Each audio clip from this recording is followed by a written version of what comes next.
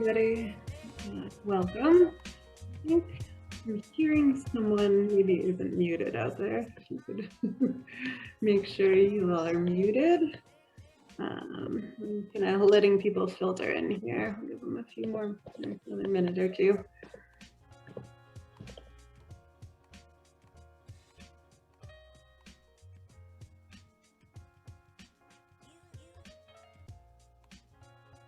Oh, okay. Let's get going. Welcome. I'm happy to have you all here today. This is the Cultural Emergency Response session of the Intersections, Equity, Environment, and the City Symposium, hosted by the BSA, Women in Design Group, and the BosNOMA Group. So today I have here with me Erin Genia, a Sisseton Wahpeton Dakota member and an artist, educator, and organizer. She was Boston's 2020 Artist in Residence. And she'll be speaking with Sharon Amaguni, the program manager for the Boston Artist in Residence Initiative. And they'll be exploring how artists working inside the government can help disrupt and redesign inequitable systems, with a focus on Erin's work with the Office of Emergency Management and the framework she developed. So here's where we are today. We're at the Cultural Emergency Response. We have a few more sessions this afternoon, and we will be getting started any moment. So just a few logistics before we dive in. If you are looking for HSW credits, a link will be provided in the chat about 10 minutes into the presentation, so it won't come up right away. If you have questions, enter those through the Q&A box during any session, and we'll kind of filter those out towards the end. And if you have technical issues, feel free to message the BSA hosts through the chat, or you can call the phone number below. And I guess I introduced this, so I think without further ado, we'll get started. And please do stick around. About halfway through, while we get through, we're going to do a breakout session workshop, so it'll be a little more interactive, not all just listening. So Erin and Sharon, go ahead. Thank you, Jess. I'm going to take over sharing screen, and we can hop on in. Thank you, everyone, for joining us today. We're really excited to be here. And if you see my screen, everybody is able to see everything all right? Yep, that's great. So just, again, quick introductions. Thank you so much. It's really an honor to be here today with everybody. Thank you, Jess and Madeline and all of the organizers. I'm so excited to be able to present my project and hear from people in the audience today about how it might impact them. I'll start by saying Ampetu Washte, which means good day in Dakota. And thank you again for joining us. My name is Erin Genia. I'm a Dakota person. My tribal affiliation is from the Sisseton Wahpeton Oyate. My pronouns are she, her. I'm a multidisciplinary artist working at the intersection of science and technology, civic arts practice, and Indigenous peoples' cultural fortification. In my work, I seek to amplify the powerful presence of Native American and Indigenous peoples in the occupied lands of the United States of America. Hi, everyone. My name is Sharon Amaguni. I'm the Boston Arts in Residence Program Manager. Had the pleasure of working last year alongside Erin, and I see a few other Airs in the virtual space as well. Thank you for being here. Really excited to talk to you today about Erin's cultural emergency response work, and also how that fits into the Arts in Residence program, and to be able to hear from you all as well. I think before we begin, I would like to do a land acknowledgement to pay respect to the original people of the land. Boston is located on the traditional homelands of the Massachusetts people, and the Boston metro region is also within the traditional territory of the Nipmuc and Wampanoag people. And so if you're joining us today from the United States of America, I also want to acknowledge that the US is a product of settler colonization, genocide, and land theft. All of the land in this country is Indigenous land, and if you don't already know whose traditional territory you're on, I encourage you to find out. learn the history, learn the tribes of your area and the treaties of that place. Today, we'll be considering how our cultural responses to emergencies, for example, climate change, institutional racism, economic inequality, and the COVID-19 pandemic are so essential. And so for this work, we're going to be defining culture as the complex whole of traditional behavior developed by human societies as it's passed on to each generation and evolves in response to an ever-changing world. I think sometimes there can be confusion around what does culture mean? Is it simply arts and theater and things that are like public art or museums? But there really is multiple ways to define it, and thinking of it in terms of how we interact with each other and the rituals that are embedded in our day-to-day life, how those function for us will be the focus of today's activities. Thank you, Erin, for grounding us and for that acknowledgement. So we're going to jump right in, and we're going to start off with an activity. And so the first activity is to introduce the concept of a cultural emergency, and as that is relevant to you and your community. So please take this moment to grab a piece of paper or a pen, a sticky note near you, and we would like for you to think about what cultural emergency means and how that might manifest in your community. So we're going to take a few moments. Let's take 3 minutes or so. So see, it's 12:10. Let's take until 12:13 to write down a sentence or a few words about what cultural emergency means to you or how you think it manifests in your community. So let's feel free. Let's pause for a moment and we'll return at 12:13. Oh, and then once you've written that down, I want you to hold it up so we can see on the participant screen. So this is a great opportunity to turn on your video camera if you're behind there as well.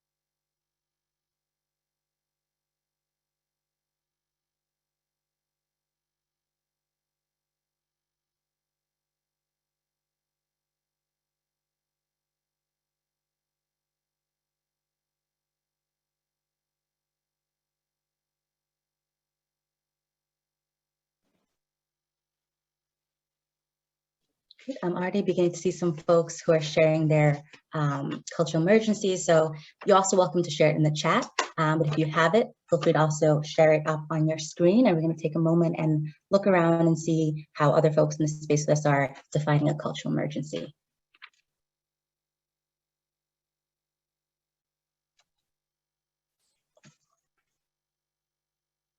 I'm seeing some really thoughtful things in the chat.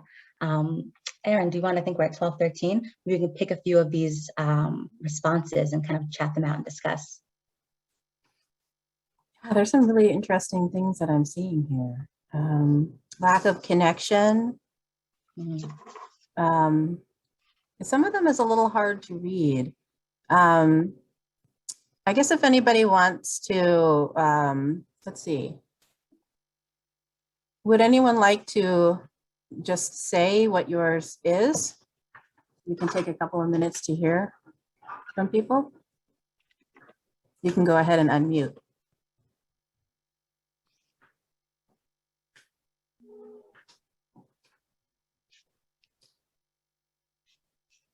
seeing some good ones in the chat here. Do you want to, maybe we can pick a few? I'm seeing, I think I saw some great answers as well. If folks don't mind being put on the spot. Stable, affordable housing for artists, absolutely. People being displaced from their homes by landlords and developers. A lack of community permanence, no community permanence, larger market forces erasing history, and erosion of the commons. That one was a very interesting one as well. Loss of or diminishment of traditions, stories, artifacts, which carry some shared value. Absolutely. It feels like folks are really understanding this, and it's seeing how it connects in their own communities. I'm seeing some of the responses I'm seeing very much resonate from my community as well.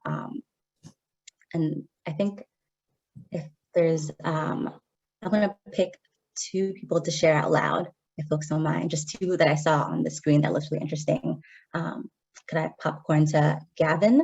I saw you had an interesting one as well. Yeah, sure. I just listed out housing displacement due to development and larger landlords.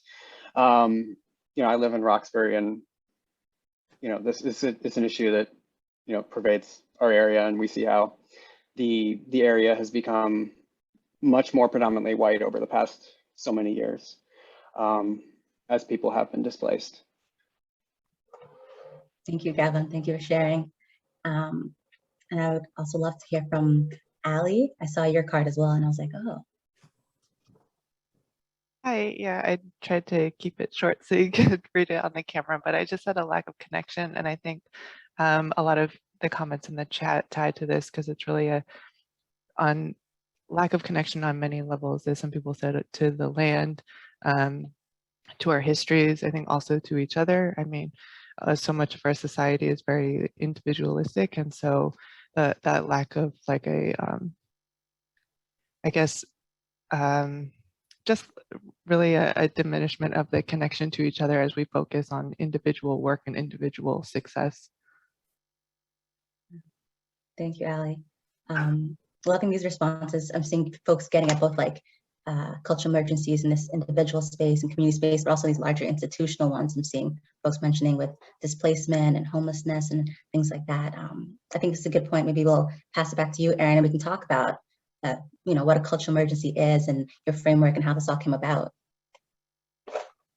Yeah, thank you. Thank you so much, everyone, for thinking about this. And I think I'm going to be thinking a lot about these different things that you've put into the chat for a while.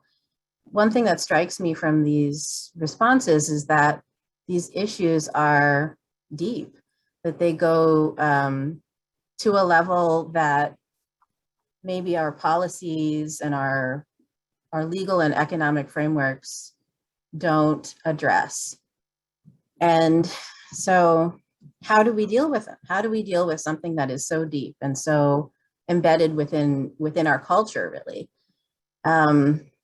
So I was really fortunate last year to be able to spend some time thinking about this, because as an artist, as a Dakota person, as a community organizer, cultural worker, and educator, kind of working at a crossroads of all of those things, and having the unique ability to be embedded within the Office of Emergency Management, I began to think about what is an emergency?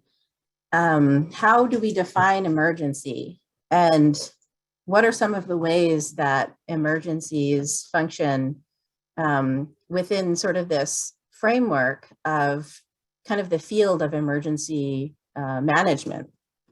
So as an artist in residence for the city of Boston, I worked with the Office of Emergency Management, and I learned about their processes. And I think it was something about last year as well, because my residency began right before the pandemic started. And last year was just such a whopper. I mean, we had the COVID-19 pandemic, we had institutional racism that was coming to the forefront through movement building work, through the Black Lives Matter movement. We had just terrible effects of climate change happening all around the world.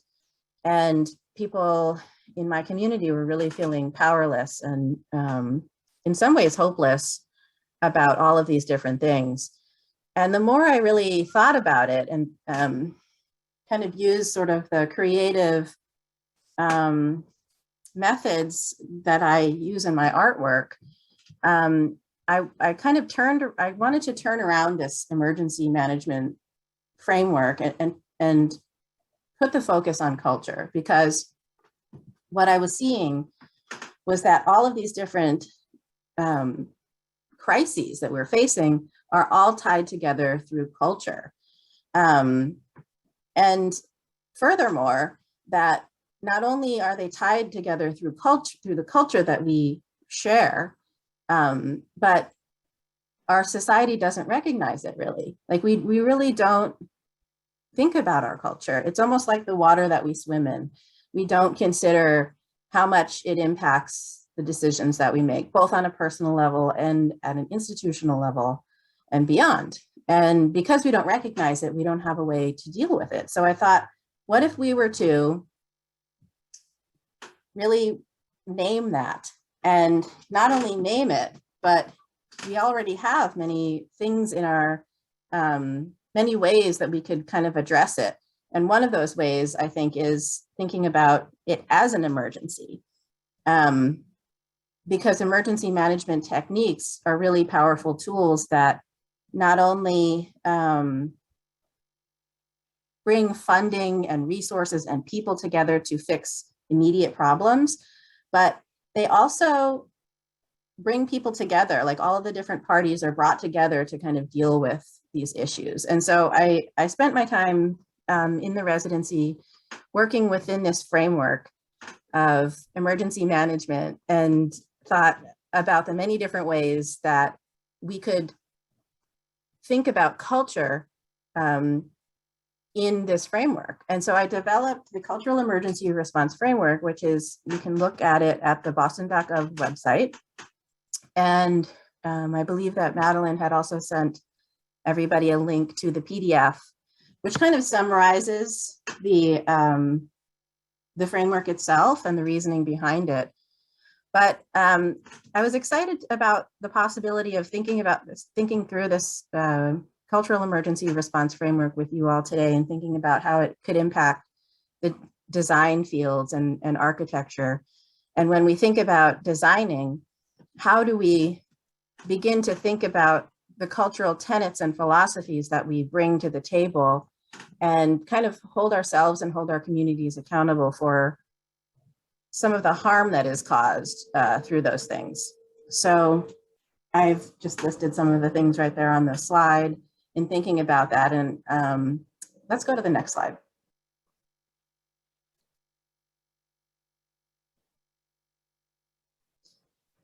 So I think one of the most important things to think about is, how did we get here?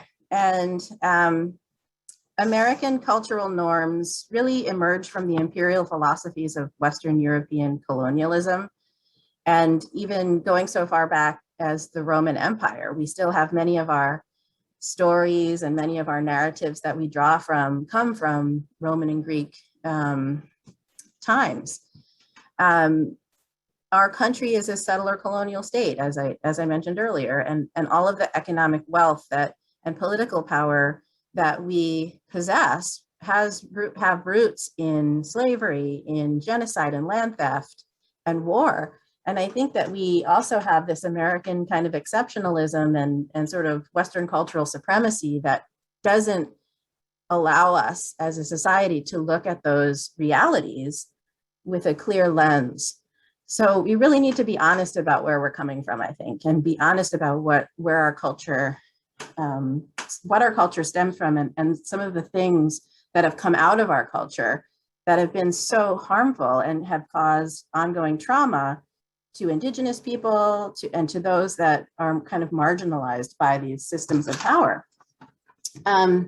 Boston itself has been an epicenter for colonization on this continent. And I think that we have a responsibility here to think about that. I think that the decolonization process means that we look with clear eyes at our legacy and think about the ways and kind of be held accountable for the ways that we have benefited from those systems.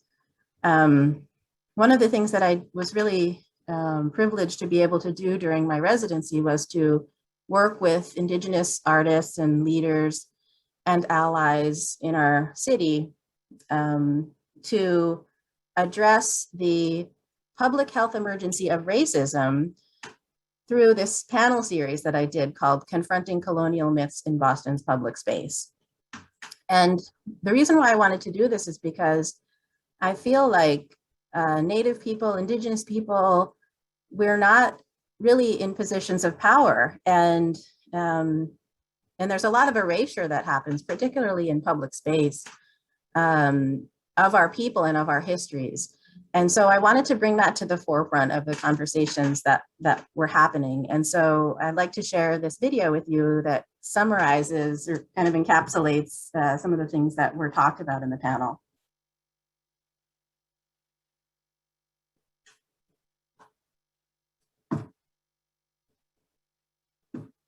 Living in these colonial cities, in my experience, I am choking, suffering, like on visual representation that demands that I don't exist.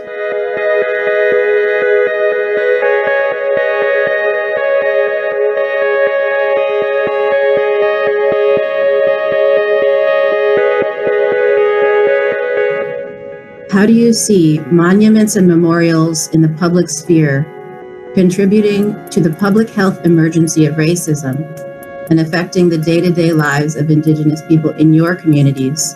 What work are you doing to combat this or to draw attention to this?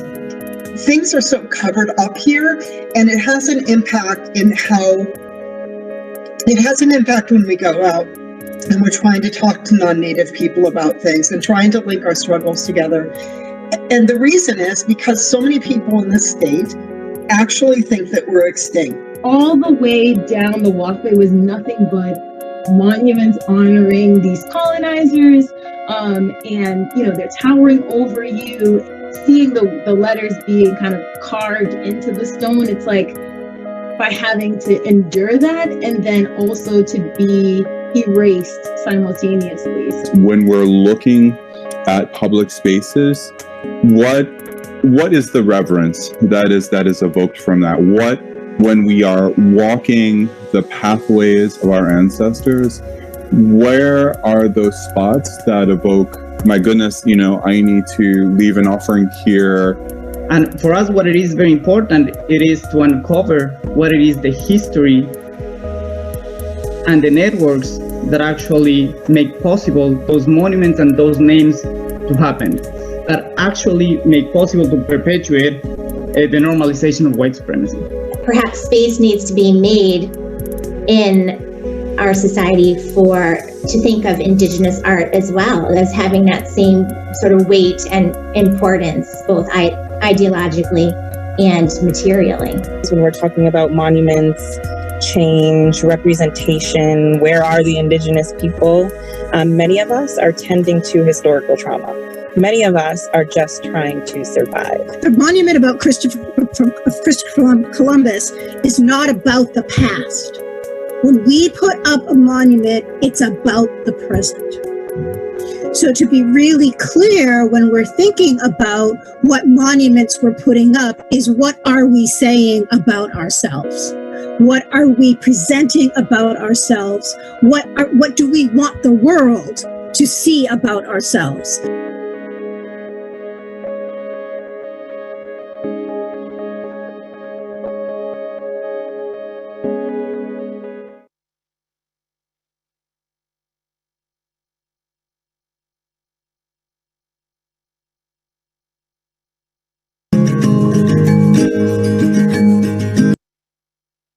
Thank you, Sharon. Let's go to the next slide.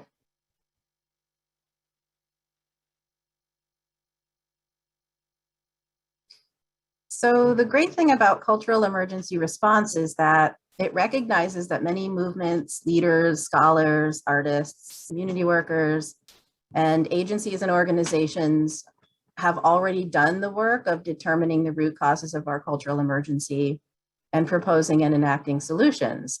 And I think what cultural emergency response does is it tries to connect those things and to figure out how to move forward by bringing people together. And so one of the things that I did was created a bunch of these cultural emergency response kits, which really contained just kind of like wellness items for people. I wanted to recognize those people who were doing the difficult work in the community during the COVID-19 pandemic to meet the needs of people that were kind of falling through the cracks, whose needs were not being met by agencies and institutions. And so there was a nomination process that happened, and about 35 people were nominated, including here Helen Wong and Nicole Flint. And included in these kits were things that were made by Native American businesses, because I wanted to highlight and support Native businesses that were really kind of struggling during the pandemic. The other piece of it was bringing my own creative practice into the work. And I created this vest, which I'm still working on. It's a slow process, to symbolize the significance of sort of bringing a Dakota perspective to emergency management. I just have a 30-second video that I'd love to share with you right now about it.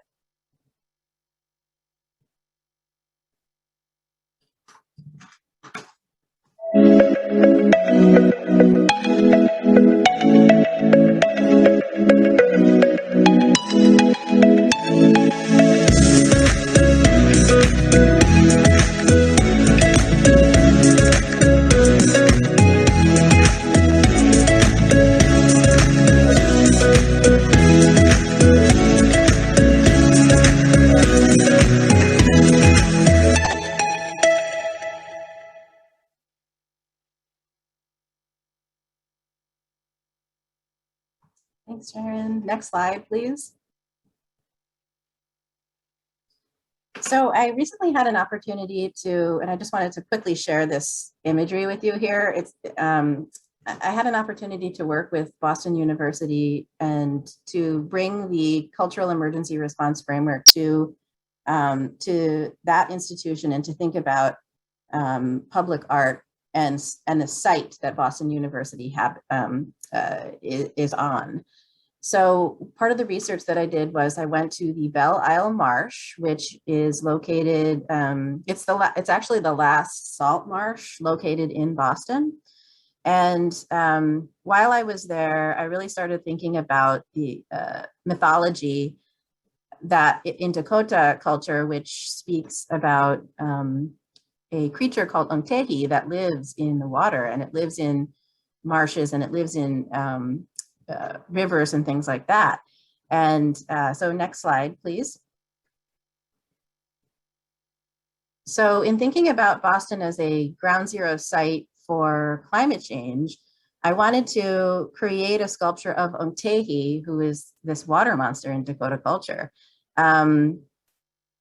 Because so much of our city is projected to be underwater in just a few short years. And I really wanted to be kind of questioning, where is sort of like water restoration and habitat restoration in our planning processes? And are we considering what is to come? I also wanted to highlight that through a Dakota lens, thinking about colonization and settler colonial methods of land and resource management have led to widespread ecological damage of our city and of our area, and of many places around the world. And it comes from sort of looking at the world as a resource to be used for human consumption, rather than looking at the world as sort of this comprehensive matrix of life forms. So that was something that I had a chance to do, and to also highlight the further ethnic cleansing and erasure of Indigenous people and Indigenous stories from our city and from our country. Thank you so much. I really appreciate it. Thank you, Erin. That was really a wonderful presentation. It really helps ground us in the cultural emergency response framework, but also how you're using your own artistic practice to respond to these cultural emergencies. So I'm going to talk a little bit about the Artist in Residence program that Erin was a part of, also known as Boston Air, and where she developed that cultural emergency response framework as a part while she was embedded in the Office of Emergency Management. And Erin's work is a phenomenal example of what's possible when artists and municipalities come together and how diverse collaborations break silos and help build a more creative and equitable city. And this is just a photo of our last cohort from our final event in July. You see some of our artists and our city partners there as well. So what is Boston Air? Boston Air is a city program where a cohort of socially engaged artists, from poets to painters to drummers to visual artists, spend 15 months collaborating and co-designing with a parallel cohort of City of Boston employees, known as our city partners. And the Mayor's Office of Arts and Culture, including myself and my colleague, Erin Genia, Director of Public Art in Boston Air, who I see in this virtual space with as well, we support this multidisciplinary cohort of city employees, activists, organizers, change makers, as they imagine and test new approaches to the challenges these departments are facing. So I want to share a little video that kind of gives you a sense of the work. The residency is now approaching its 5th cohort, and it's taken a lot of forms in those past now 4 or 5 years, and you've gotten a really good sense of Erin's work. We want to share about the program in general and some other projects. So this is a video from our last cohort.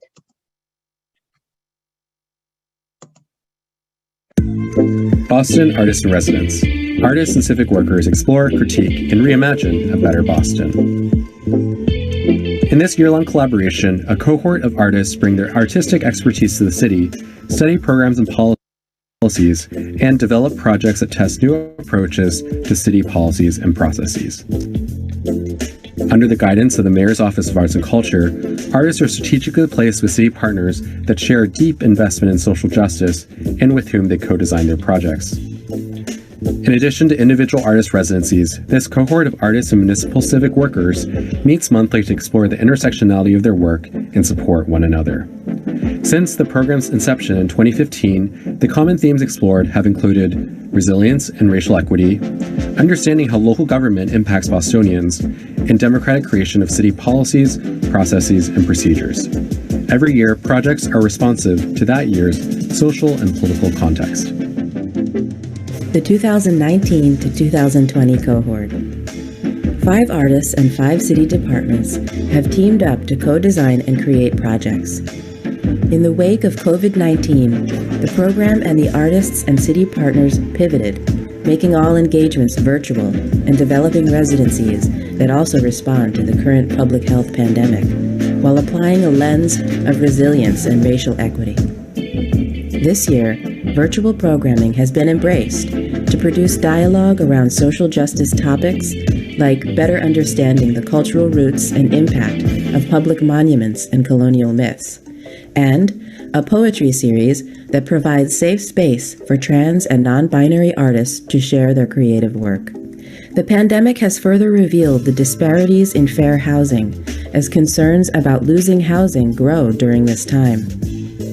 Projects that were already exploring fair housing access disparities and the nationwide budgeting process have pivoted to provide resources in an accessible and safe way to address those concerns. With the uncertainty, disproportionate impact, and interconnectedness presented by the current public health crisis, community and civic advocacy are needed to bring forward the needs of the city's most underserved. To help imagine municipal policies and practices that help Boston become more resilient, the Artist in Residence program brings together municipal civic workers and local artists to collaboratively explore alternative solutions to city problems through creative problem solving. We at the Housing Innovation Lab are currently exploring the ways in which the triple-decker has tied the fabric of the city together as a housing typology that's allowed many to call Boston home. In this exploration, we've understood that art and storytelling is a key component to engaging with residents, external partners, as well as other city departments. To partner with Boston Artists in Residency program is to work alongside dedicated artists that are willing to engage with the work we explore and provide a unique perspective on how we shape our work and communicate it to a wide variety of audiences. To date, Boston Air has supported the projects of 25 artists and their city partner collaborators. With artists and city partners doing the work to challenge and reinvent the city systems and policies together, we can reimagine a better Boston. So again, that was a video from our last cohort that just ended. You also heard some voices of city partners and voices of artists. I want to shout out Victor, who's also here in the virtual space with us as well. And so at the heart of the program, we're asking city employees and local artists to come together to think creatively and equitably about the work that's happening within these departments. And this really resonates with the cultural emergency work that Erin has been developing. As Erin mentioned, these cultural emergencies, some of which these videos and projects have explored and examined, they're widespread and they're complex and they're interconnected and expanding. But what we often see is the artists working on these cultural emergencies and departments also working to address these emergencies, but working in their own spheres and working separately. We see artists making work about these issues, bringing community members into the discourse, and we see departments trying to address Bostonians' needs as they relate to these emergencies. And so through AIR, we'll look to break that silo and bring these two groups together to respond to these emergencies and to learn from one another. And we believe that it's at that intersection of municipal and artist partnerships that we can begin to build a more equitable Boston. And just want to show some more of the work and to highlight that it's really a privilege and a pleasure to do this work, and often results in powerful and connected projects that address the immediate needs of Bostonians and create models for community engagement. We've had youth advocating for wellness blocks at Boston Latin Academy, we've had artists and organizers coming together to provide resources for residents who are experiencing housing insecurity exacerbated by COVID-19. We've had artists create public artworks and intergenerational anthologies. And it's such a privilege to be able to share the space with Erin as she continues to share her cultural emergency response framework and the responses and the artworks that come out of that. I want to leave you with one last video that shows, again, what's possible when artists and municipalities come together to address this work and address this cultural emergencies, to give you a sense again of this work in Boston Air.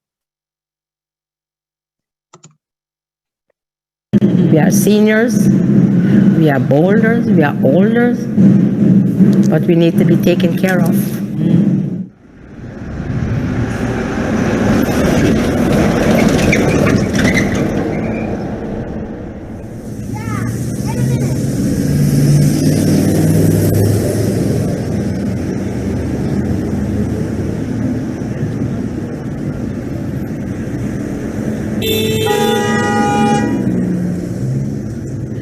And it can be very dangerous.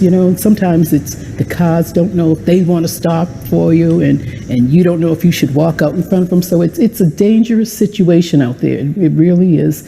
And I don't know, I guess a cross light would be really the thing that would make people stop. They have to see, a lot of people have to see a red light.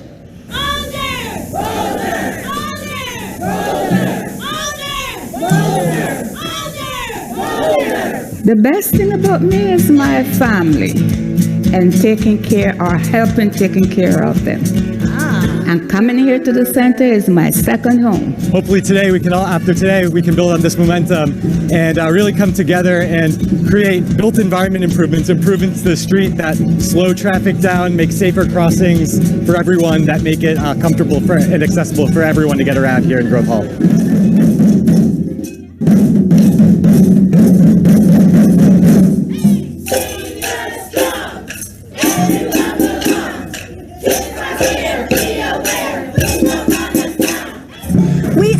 To have the crosswalk looked at and to have it slow down and to look at traffic calming measures. But there's nothing like having an event like this to bring attention to it, to have people out, to show music and art. As I grow older, I'm very conscious of things around me. I'm not afraid to speak, to act. Our main goal is to provide a voice for seniors. This is very important. Let's bring awareness to this crosswalk. Let's bring awareness to the seniors. Let's bring awareness to intergenerational connections and become a community again. Thank you.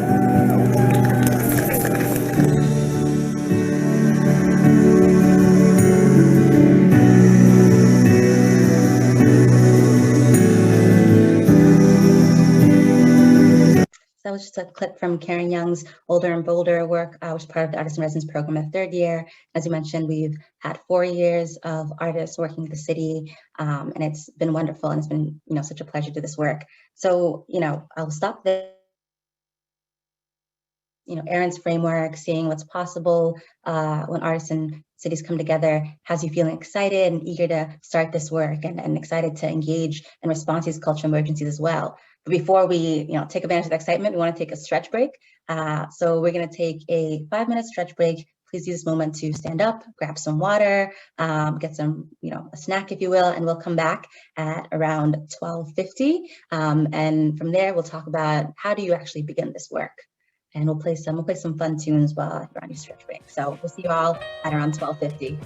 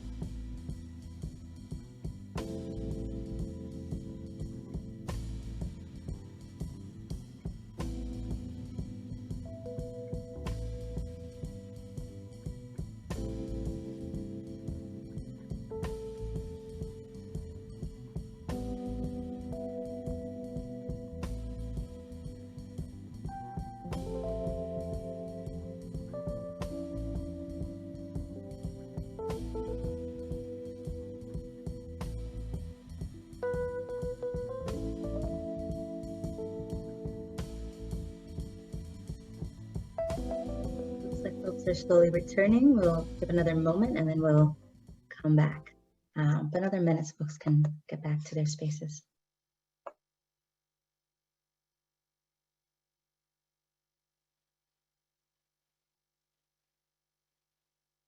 Okay, we'll jump back in. I hope that folks had a good stretch break, got to shake their limbs and maybe look away from the screen for a moment.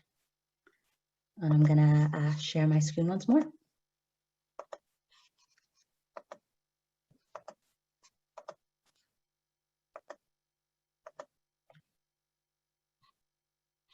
right, I'm gonna hand it over to Erin and she's gonna lead us into how we begin this work. Thank you so much, Sharon. I hope everyone had a nice stretch break, and just thank you again for being here. It's really great to be amongst you all.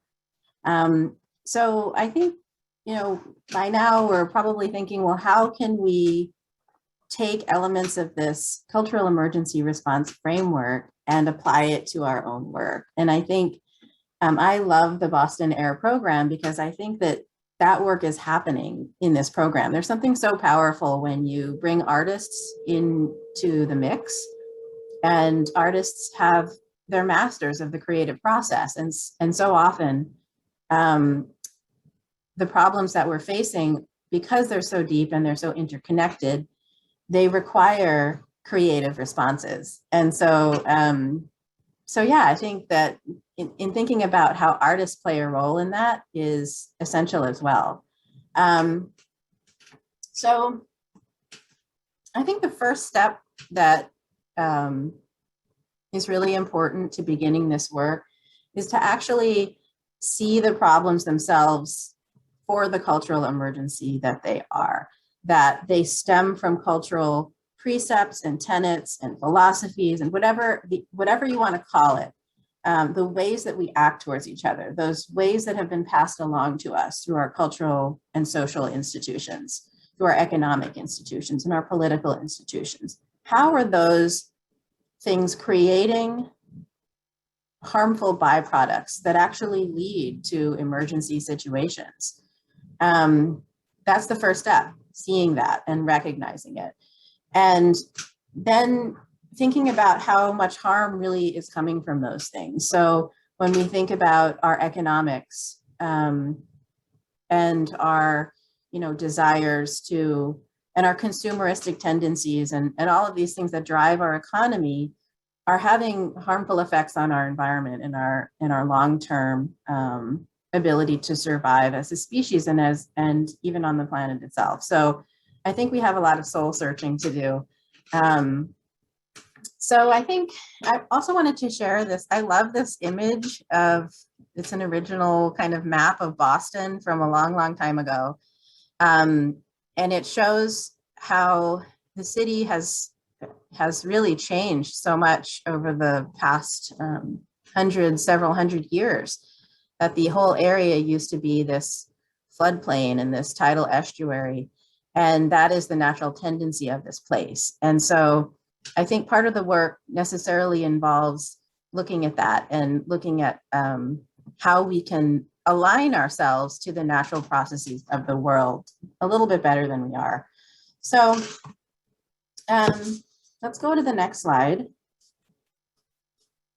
Some of the things that I was thinking about when I was trying to think of next steps that people could take to implement the cultural emergency response are listed here. And also, I think that if you have a chance to look at the PDF that Madeline sent, these are all listed there as well for your future reference. It's not a complete list.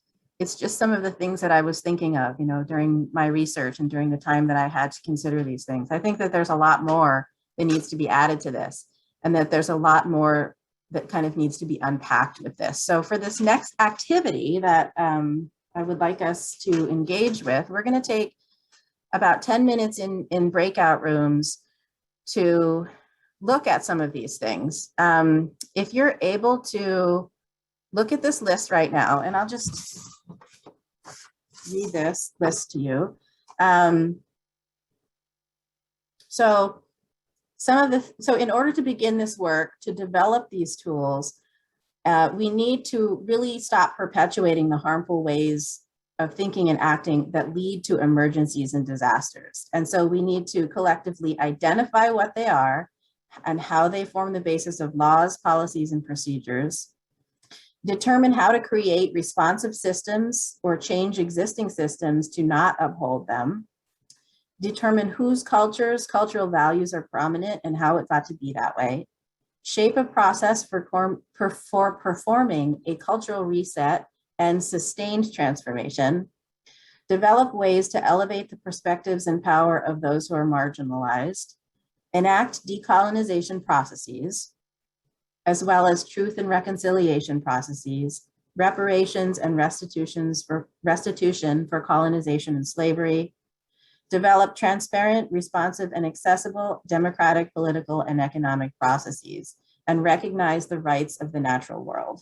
One of the things that I, just as an example, that I was focusing on in my artist residency was to try to elevate voices of Native and Indigenous people in the city. And I always believe that that's an excellent way to deal with a variety of different issues, is to hear from folks who have been marginalized by these systems of power. But I also want to, I guess, caution people, because I think that sometimes we get so excited, we get really like this, you know, we really want to help and we want to do something.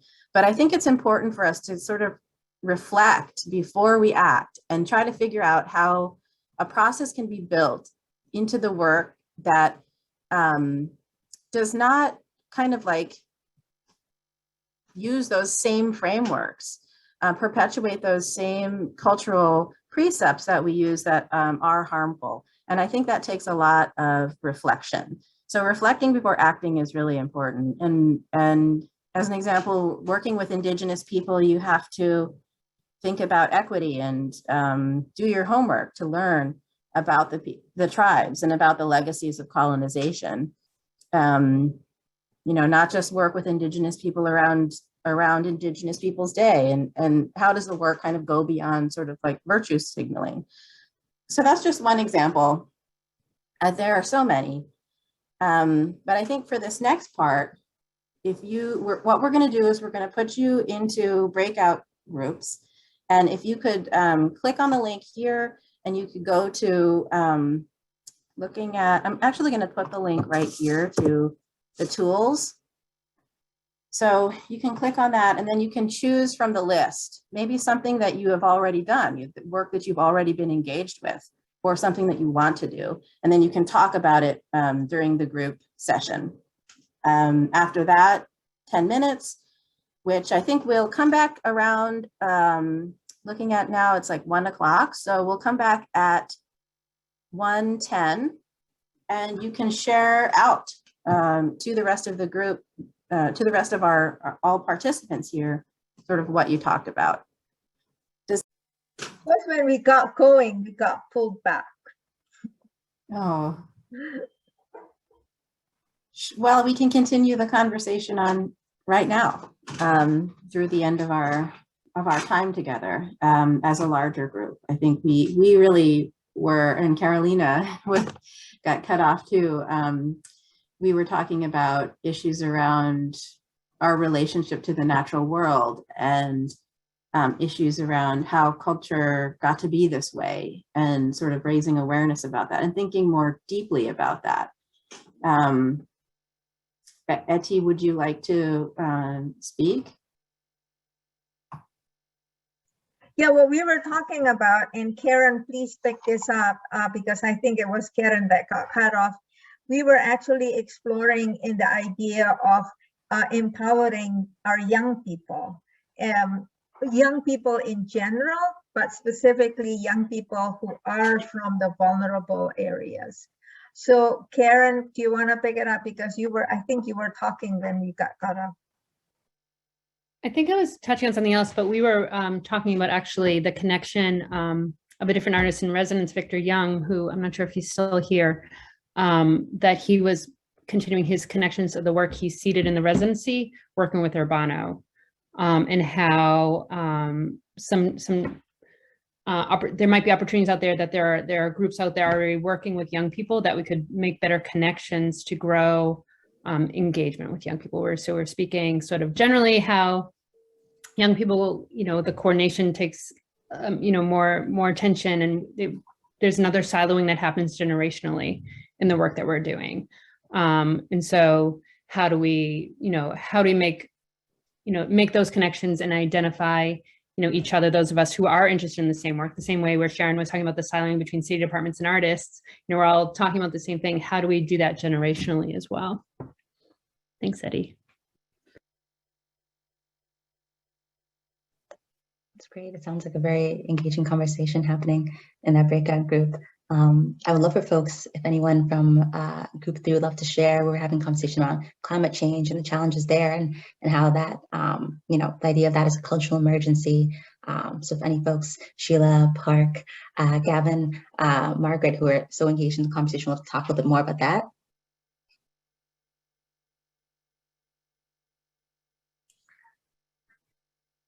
I feel like we could have talked for much longer. We were just like fruiting something really interesting, but I think some of the nature of the conversation was just even around like wrapping our minds around what decolonization means and how to confront white supremacy culture, because so much of the cultural emergency frameworks that you've like listed beautifully on the City of Boston website, like just stem from white supremacy culture, and like that is our cultural emergency. And like, the just framework of shifting our culture or decolonizing our minds as and like honoring Indigenous knowledge is like a balm, but like we have to figure out how to get there, and building those bridges in cultures and organizations that are rigid or unwilling to engage with reframing thought processes is a very real challenge. I'm going to drop a resource in the chat that I wanted to share with my group, but I'm going to share with all of you in case you haven't seen it. And like, this is just like this first result on Google, but there are many of these lists of characteristics of white supremacy, and like the scarcity mindset, or this idea that like the pie has a certain amount of slices and like we have to give something up, versus like abundance mindsets is like part of white supremacy culture. So it's like it's all in the roots. Thank you, Sheila. Thank you for sharing that in the chat. Looking forward to looking at that. Does anybody else from any other groups who didn't get a chance to chat want to share what was talked or discussed?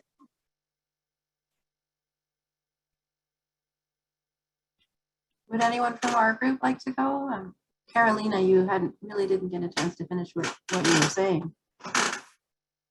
That's okay. I was just saying how I use the tool from your toolbox, determine whose cultures and cultural values are prominent, and how is it going to be this way. I just think it's important to have it present always. I was talking about that I had a career change, and I'm always constant reminded. I don't know if it's because I came to this country when I was 12 and I experienced the whole thing of a big cultural shift, but just having that sensibility and awareness, it's beneficial for everybody. That was just my thought. That's great, thank you. Anyone else from our group? Josh, I know you didn't get a chance to really speak because we ended so quickly, but wondering if you had any thoughts too. Yeah, I'll just share a few observations. First, I think this session is great. Thank you for having it. And I think it's amazing the things that you have on the City of Boston's website. That's just like I would never have thought that these ideas would be there, but it's great that they're on the city's website. And then the thing that's been tumbling around in my mind is about the emergency aspect of it all. And I feel like the emergency isn't necessarily to be avoided, but is quite necessary in shaking us out of the status quo. And that if we're not responding to the emergency, we're basically perpetuating the momentum that's carried us to this point. And so I think that we need to lean into the emergency and maybe even potentially, create, not necessarily fabricate, but call attention to other emergencies. I mean, we have very well-known emergencies that are occurring right now, but I'm sure there are other emergencies that are worth our attention as well. And so it's like using that, basically using that emergency as the opportunity to evaluate where we're at and where we should be going.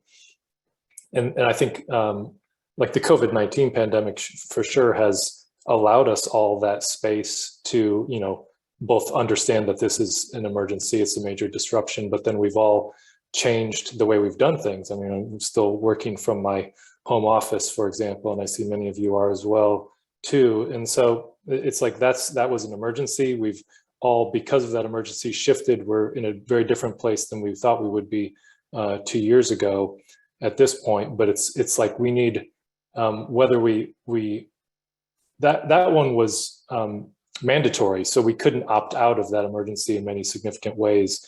And I think that there are emergencies which certain parts of our society or culture call us to be a part of, but they're not mandatory. And so many people opt out of them either voluntarily or involuntarily.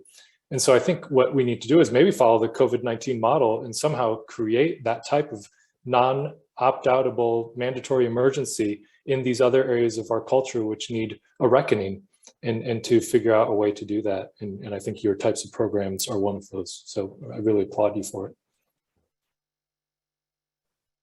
I think that's quite an interesting way to think of it, Josh, and I agree on many points, but I'm also interested in the whole premise of emergency. I mean, because it calls to mind, like, we're piling up sandbags kinds of things. It's a quick, fast, immediate response to something that's pressing.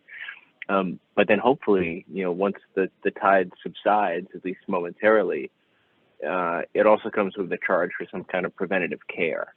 And so simultaneously, with the emergency response, I like thinking about a more mundane kind of day-to-day care procedure, which prevents the same kind of thing from happening again.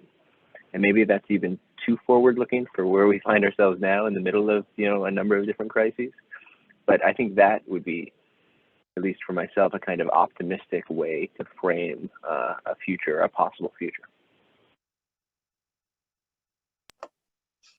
I really, both Josh and Park, enjoyed what you've said, and I love what you said about the preventative care element. I think we think of emergencies, we think of these mass things, but we should be viewing, one family displaced or one child unhoused is just as an emergency as 100 and 5,000, and thinking about how we look within our local communities and see, do I know someone? Is someone in my community suffering? Is someone in my community experiencing this emergency that maybe I get to opt out of? Maybe I get to be blind to it, but thinking about how we can, be as focused in these individuals and maybe, I don't want to say micro cases, but, cases that before people were choosing not to listen to, while people were very aggressively and loudly advocating and communities were talking about it. How do we also think about these emergencies, even if you feel like they're not individually impacting us yet?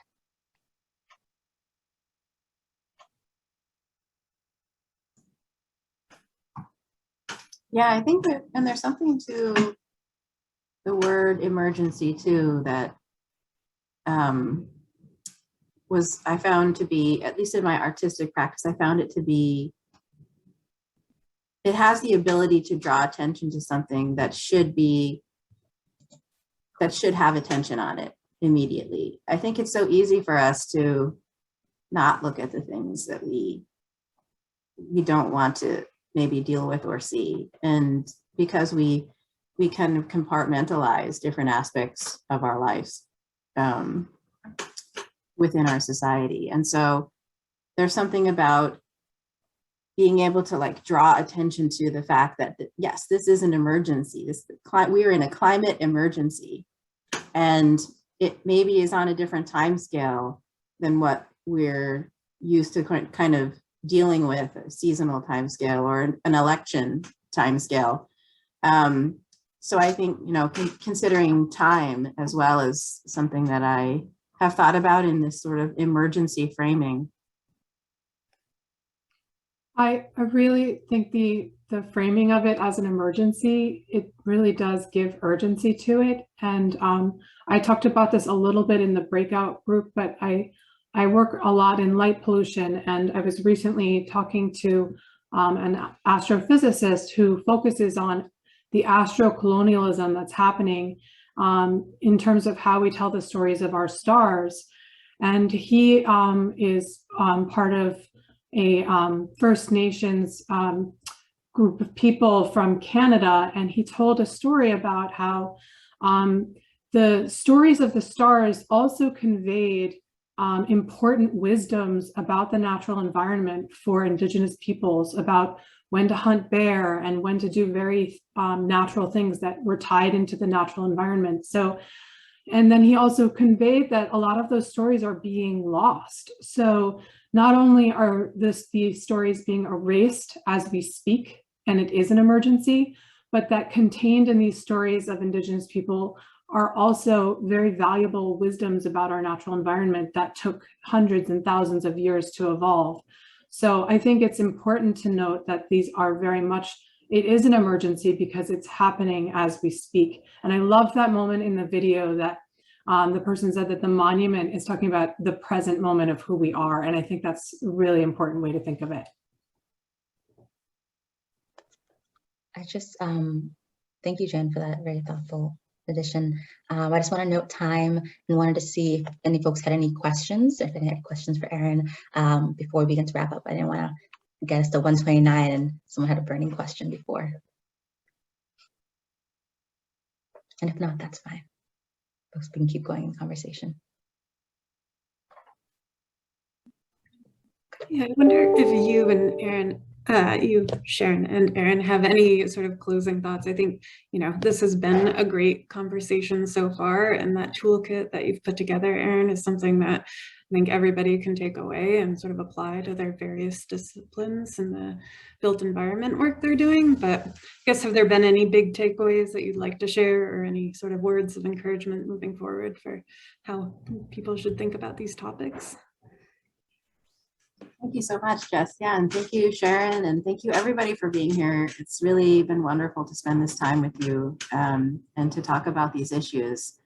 I just have one kind of thought that I wanted to leave everybody with, and it's a Dakota principle of responsibility. And I was thinking about this a lot because I feel that in our world, we talk a lot about rights, the rights that we have, but we don't often talk about the responsibility. And I think that depending on wherever we are in society, in our professional careers, and within our families, we have responsibilities to ourselves, we have responsibilities to the natural world, we have responsibilities to each other. And it doesn't have to be a burden, but it can also, in some ways, that can also free you to think about it as a way of being in the world. So I just thought I would share that with you. It's something that I've been thinking a lot about in my own work. And yeah, just really, really happy to be here with you today. Thank you. Yeah, I'll second Erin's statement. Very thankful to be in a space with you all today. If you choose to be with us on this Wednesday afternoon, I do want to share that we will be releasing the call for the 5th round of the Artist in Residence program in the coming weeks. So we'll share that with folks at BSA, and we'll share that around, but we'd love to continue this next year of Artists in Residence and working with artists and organizers and designers to work with the city and you know, create a more equitable Boston. So keep your eyes peeled for that. It will be on our Arts and Culture website, Boston Air website, and I will add that Josh, it was very great to hear you say you were surprised something this cool and interesting lives on the City of Boston website. I think I'm going to take that compliment with me for the rest of the year. But I think to just say that there are really interesting and exciting things happening in various departments across the city, and we would love for you all to engage with us and consider sharing the call, applying to it, and being part of this program. And I think other than that, I'll pass it back to you, Jess. Cool. Thank you again. I don't want to rob anyone of these 4 minutes, so if there are any other kind of closing thoughts, but just again, Erin and Sharon, thank you so much. I think it was a really fascinating presentation and a great interactive workshop. Love hearing everybody's thoughts on this and having the kind of real dialogue that we got.